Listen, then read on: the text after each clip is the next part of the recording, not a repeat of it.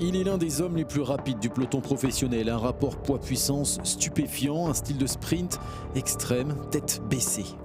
Avec plus de 70 victoires à son actif à seulement 27 ans, Caleb Ewan s'est imposé comme un maître dans l'art du sprint.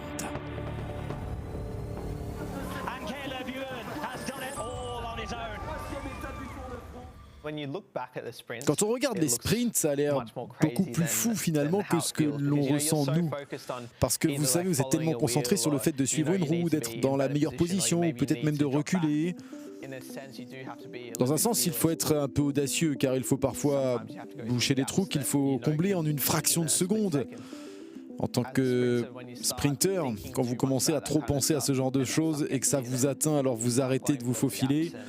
Et une fois que la peur entre en jeu, ça devient difficile.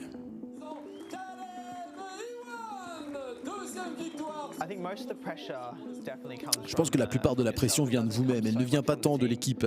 Évidemment, ils ont envie que vous gagniez, que vous réussissiez, mais probablement pas en tant que vous voulez réussir par vous-même. Je pense qu'en tant que leader d'un sprint, vous devez vous habituer à laisser tomber un peu vos coéquipiers parce que vous savez, il y a des gars qui vont rouler pendant 200 km à l'avant pour essayer de reprendre une échappée. Et puis finalement, parfois, vous ne terminez qu'à la 5e ou 6e place. Si vous laissez cela vous atteindre à chaque fois, alors vous savez que ça va être très dur et vous serez encore plus dur avec vous-même.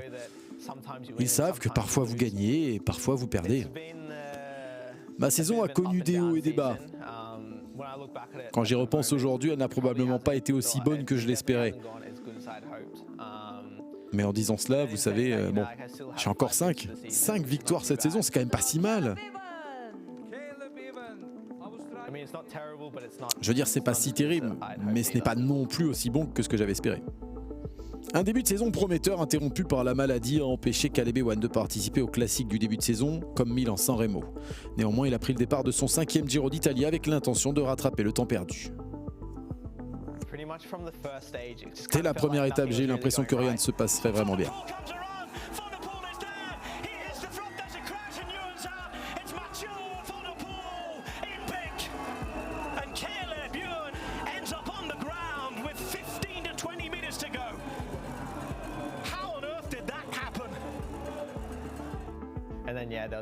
Et puis ensuite, il y a eu cette étape super serrée où j'ai été battu de, je sais pas, 1 centimètre, quelque chose comme ça.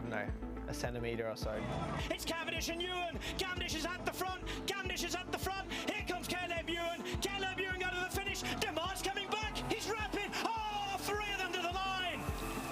That was one messy sprint. They were all over the place. It looks as though Arnaud Demar is the man who has it. J'ai l'impression que la chance n'était pas vraiment de mon côté lors du dernier Giro. Évidemment, en tant que sprinter, vous voulez gagner autant que possible. C'est de là que vous tirez votre confiance.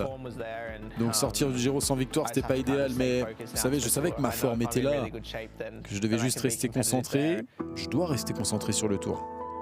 Je sais que je peux être compétitif là-bas. Bien que les watts et les kilos soient pour beaucoup le facteur décisif dans le succès d'un sprinter est souvent l'état d'esprit mis dans la course. Le plus important, c'est d'avoir confiance en la forme que vous avez.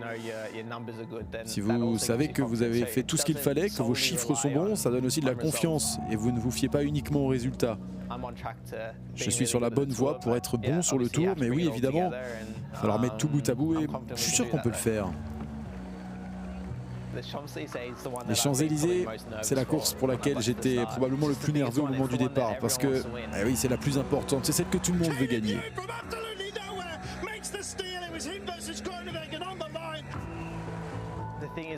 Le problème avec les Champs-Élysées, c'est qu'on peut y gagner et quitter le tour en pleine gloire. A l'inverse, si on gagne quelques étapes pendant le tour et que les Champs-Élysées se passent mal, on quitte le tour mais avec un goût un peu amer. J'ai connu les deux, mais c'est quand même mieux de quitter le tour en ayant gagné sur les champs.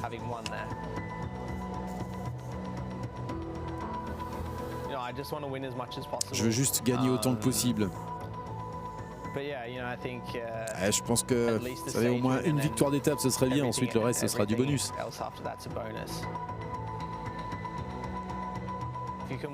Si vous pouvez quitter le tour avec une victoire d'étape, alors vous avez probablement fait mieux que la moitié des équipes présentes.